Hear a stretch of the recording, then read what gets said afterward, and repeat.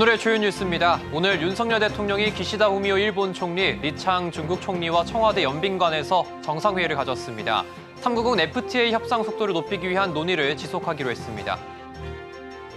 4년 5개월 만에 한자리에 모인 한일중 정상은 무역, 투자 환경을 조성하고 안전한 공급망을 구축하는 데 뜻을 모았습니다.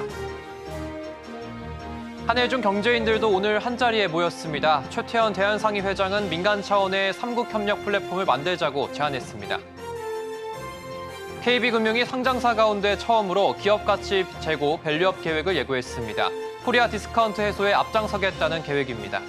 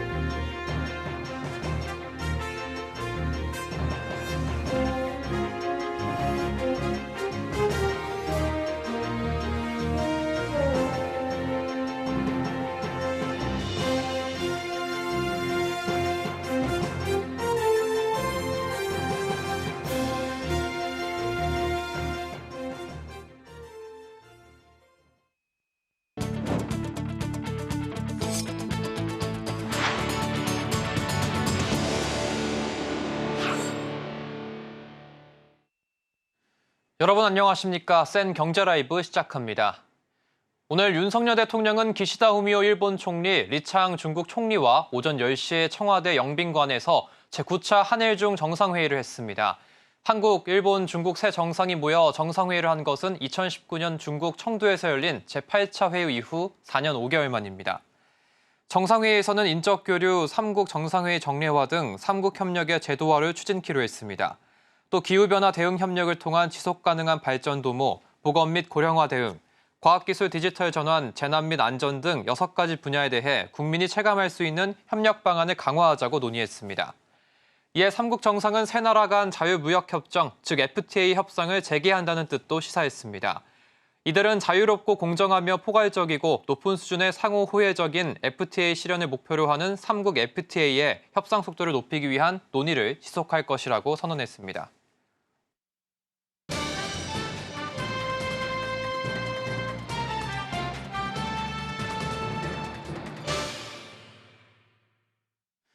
네, 앞서 보셨듯 오늘 오전 청와대에서 한국, 일본, 중국 세 정상은 한자리에 모여서 경제협력 방안 등을 논의했습니다. 4년 5개월 만에 개최된 한일중 정상회의는 1시간 반가량으로 진행이 됐는데요.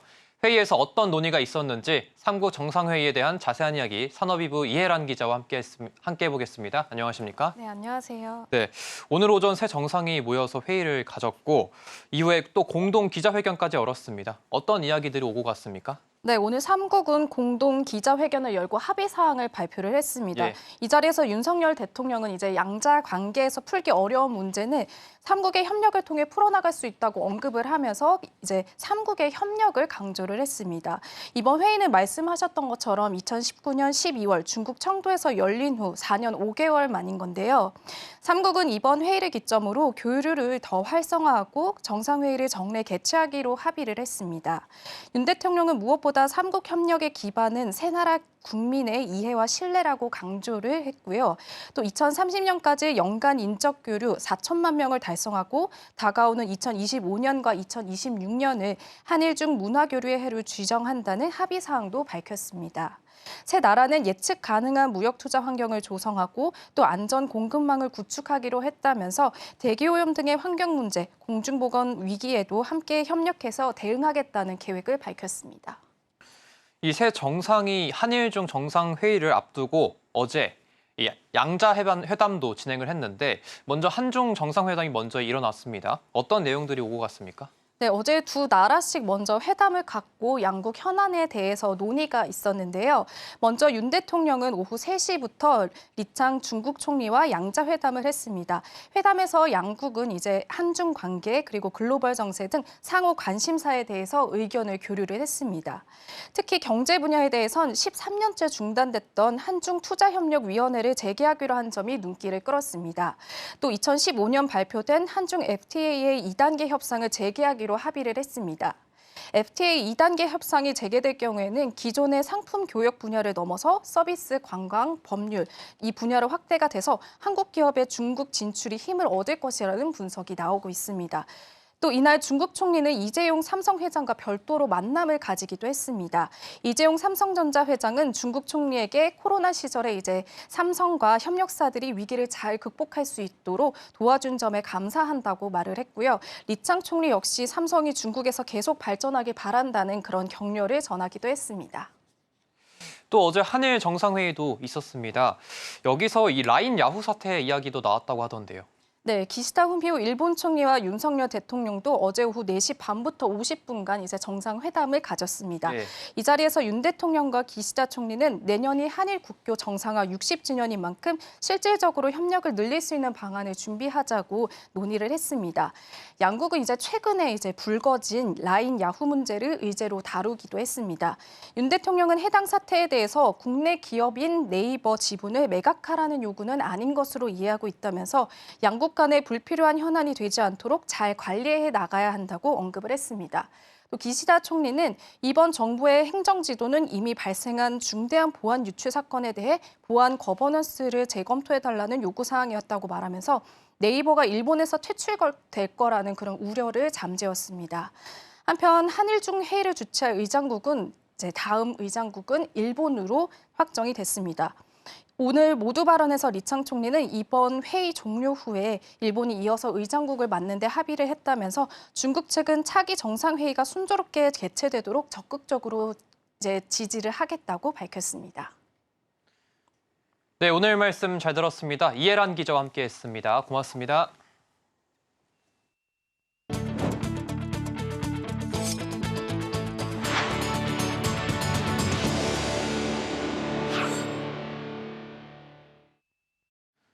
한국, 일본, 중국 경제인들이 서울에서 모여 3국의 경제협력 활성화와 함께 노력하기로 다짐했습니다. 대한상공회의소는 오늘 서울 중구 상의회관에서 일본 경제단체 연합회, 중국 국제무역촉진위원회와 공동으로 제8차 한일중 비즈니스 서밋을 열었습니다. 한일중 비즈니스 서밋은 2019년 12월 중국 청두에서 개최된 이후 코로나19 여파로 중단됐다가 4년 5개월 만에 재개됐습니다. 서울 행사는 2015년 이후 9년 만입니다. 이번 한일중 정상회의를 계기로 열린 이번 행사는 각국을 대표하는 기업인과 정부 관계자 등 280여 명이 참석했습니다.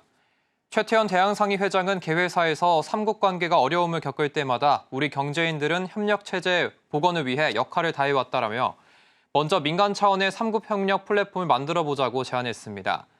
이어 최 회장은 앞으로 협력 플랫폼을 기반으로 시급한 경제 현안에 대한 해법을 모색하고 3국 정상회의 합의 사항에 대한 후속 조치도 함께 고민해 볼 수 있을 것이라고 기대했습니다. KB금융이 상장사 가운데 처음으로 기업 가치 재고 밸류업 계획을 예고했습니다. 올해 4분기 밸류업 계획을 공시할 예정인데 코리아 디스카운트 해소에 앞장서겠다는 계획입니다. 이연아 기자입니다.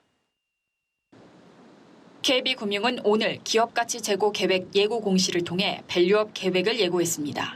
국내 상장사 가운데 처음입니다. KB금융은 앞서 지난 2016년 업계 최초 자사주 매입 소각, 2022년 분기 배당 도입, 올해 배당 총액 기준 분기 균등 배당을 도입한 바 있습니다.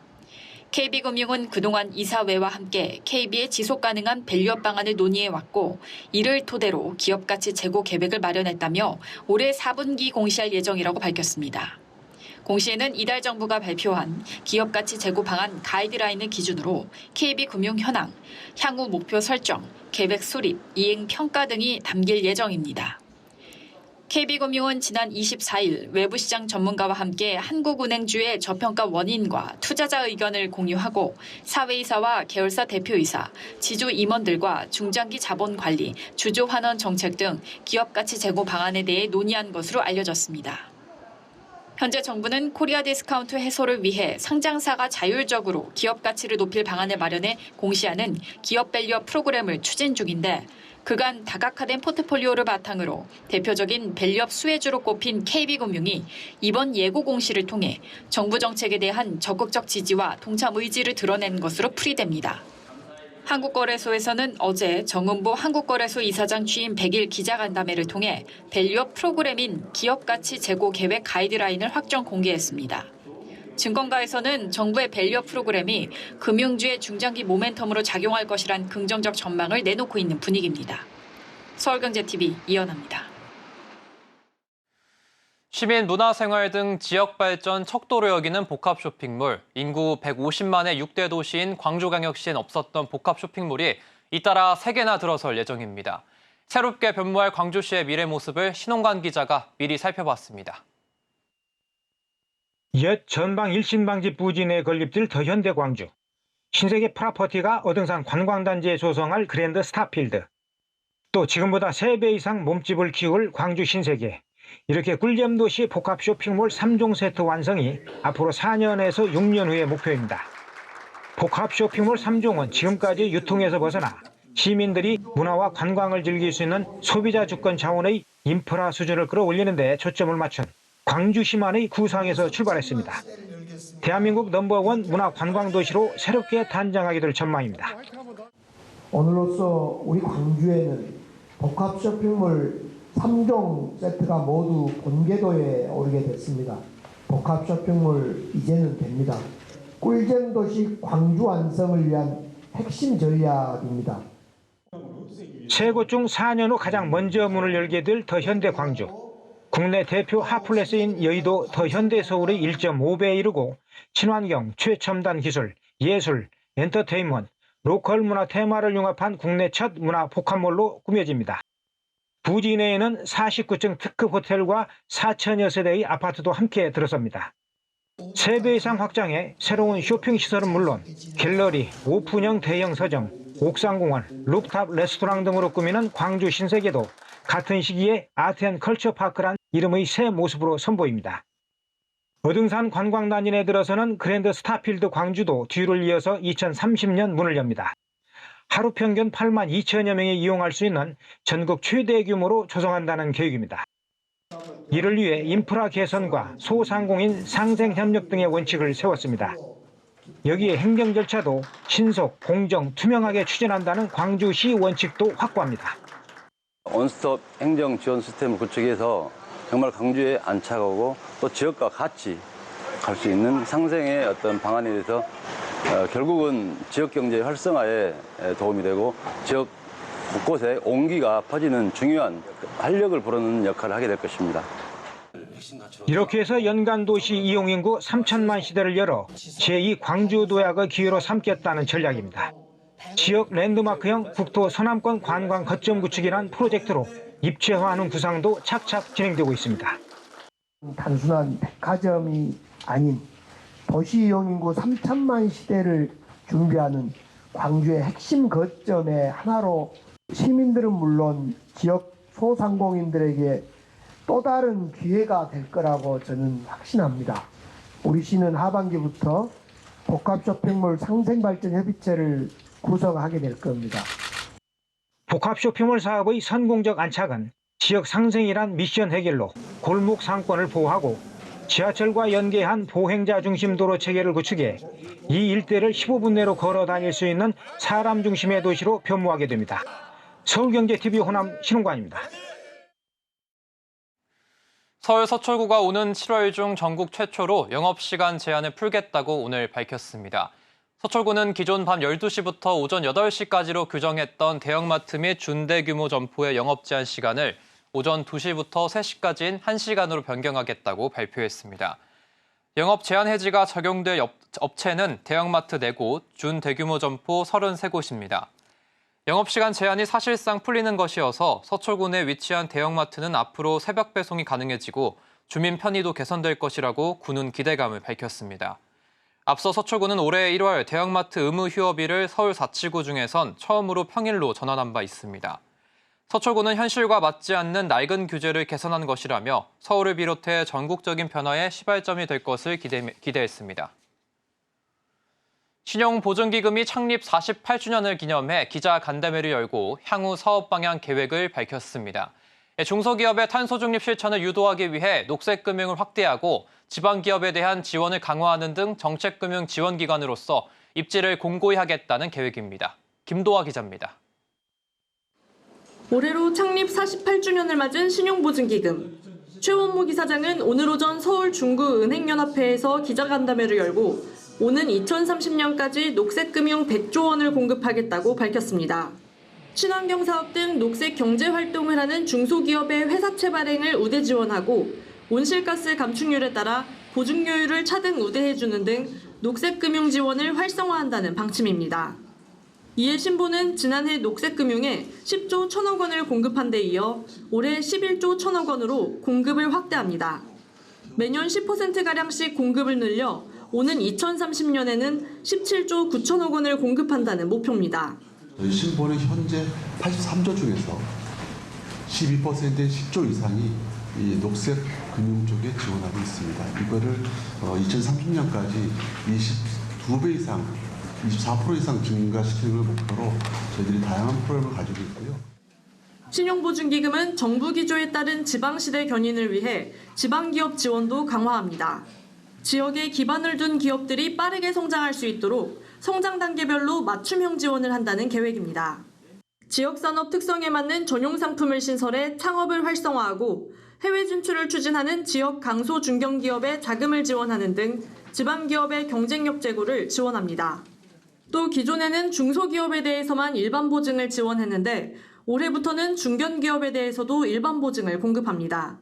기업이 성장할수록 규제가 늘어나 오히려 성장을 꺼리는 이른바 피터팬 증후군 현상에 대응해 기업의 성장 사다리를 구축한다는 방침입니다. 신용보증기금은 이달부터 5대 시중은행과 협약을 맺고 총 2조 원 규모의 보증 운용을 시작했고 향후 중견기업에 대한 유동성 지원을 확대해 나간다는 계획입니다.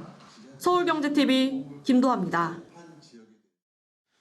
건설 경기 침체가 이어지면서 건설사들은 비주택 부문으로 눈을 돌려 해법을 모색하고 있습니다.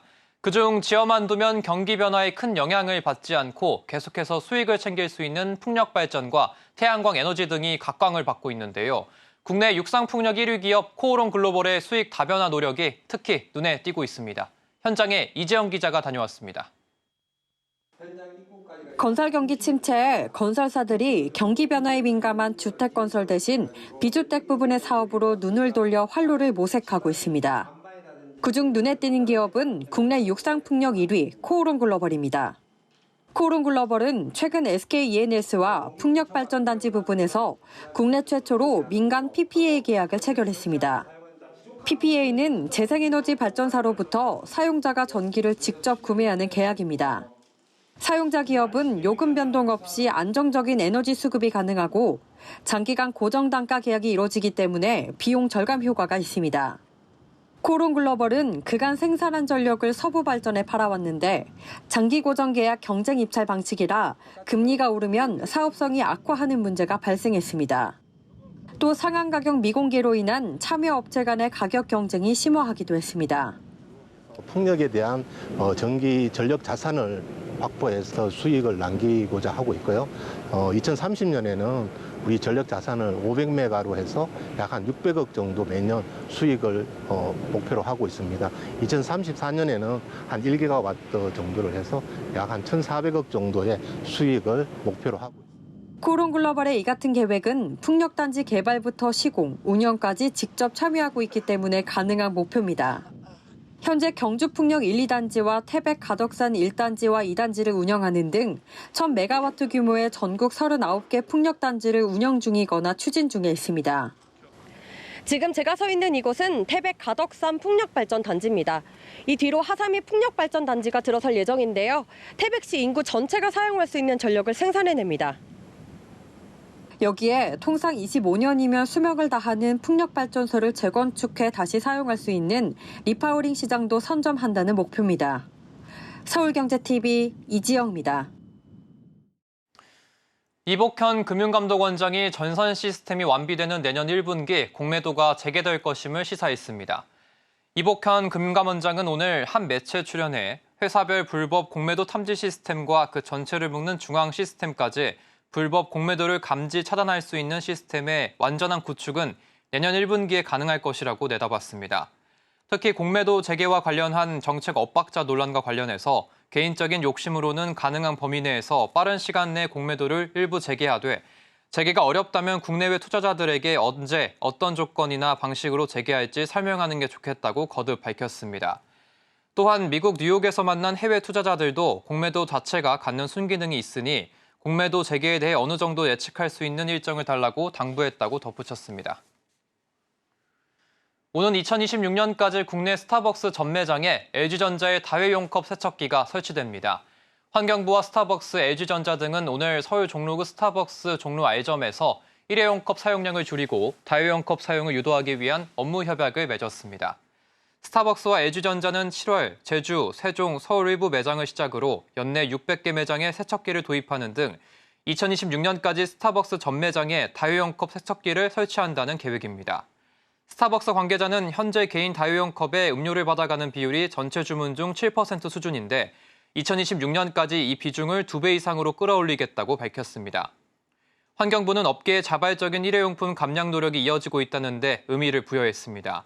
한화진 환경부 장관은 다회용 컵 사용은 순환경제로 전환하기 위한 핵심 실천 방안이라면서 탄소 중립 포인트 지급 등 다회용 컵 사용 확산을 위한 지원을 확대하겠다고 밝혔습니다.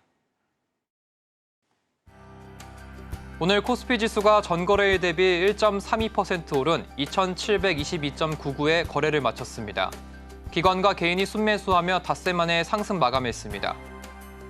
금호건설이 그동안 사용해온 어울림을 이을 새 브랜드로 아테라를 론칭했습니다. 금호건설은 충북 청주를 시작으로 올 하반기 7개 단지 4,504가구에 새 브랜드를 적용해 공급할 예정입니다. 오늘 오전 10시 44분경 삼성증권의 홈트레이딩 시스템과 모바일 트레이딩 시스템에서 전산 장애가 발생했습니다. 삼성증권은 20여 분간 매수 매도가 이루어지지 않았다며 보상을 약속했습니다. 한국판 나사 우주항공청이 오늘 공식 출범했습니다. 윤영빈 우주항공청장은 민간 주도의 우주산업 생태계 조성을 통해 한국을 본격적인 우주경제 강국으로 이끄는 중요한 디딤돌이 되겠다는 다짐을 밝혔습니다.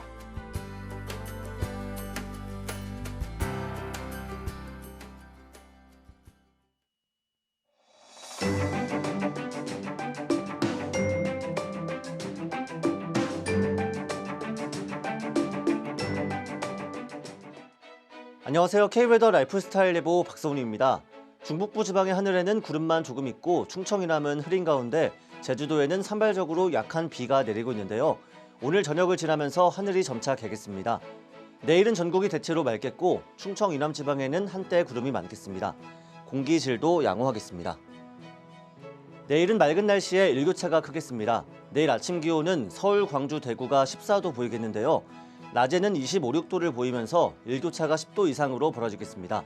기온 변화로 인한 건강관리에 유의하시기 바랍니다. 다음은 자세한 지역별 내일 기온입니다. 중부지방 서울과 인천 14도, 대전 12도, 춘천 11도로 아침을 시작하겠습니다. 한낮에는 수원과 세종 25도, 서울 26도까지 오르겠습니다. 동해안 지방의 아침 기온은 속초와 강릉 13도입니다. 낮에는 울진 20도, 속초와 강릉 21도를 보이겠습니다. 남부지방 광주와 대구 14도, 부산 17도로 아침을 맞이하겠습니다. 한낮 최고 기온은 전주 25도, 부산 24도, 제주는 22도가 예상됩니다. 서해상에는 구름만 조금 있겠고 남해와 동해는 흐리거나 구름 많겠습니다. 물결은 전해상 약간 높게 일겠습니다. 당분간 전국이 대체로 구름 많겠는데요. 금요일 제주도에 비가 내리겠고 토요일에는 강원도에 비 소식이 들어있습니다. 날씨였습니다. 이상으로 센 경제 라이브 마치겠습니다. 함께해 주신 여러분 고맙습니다.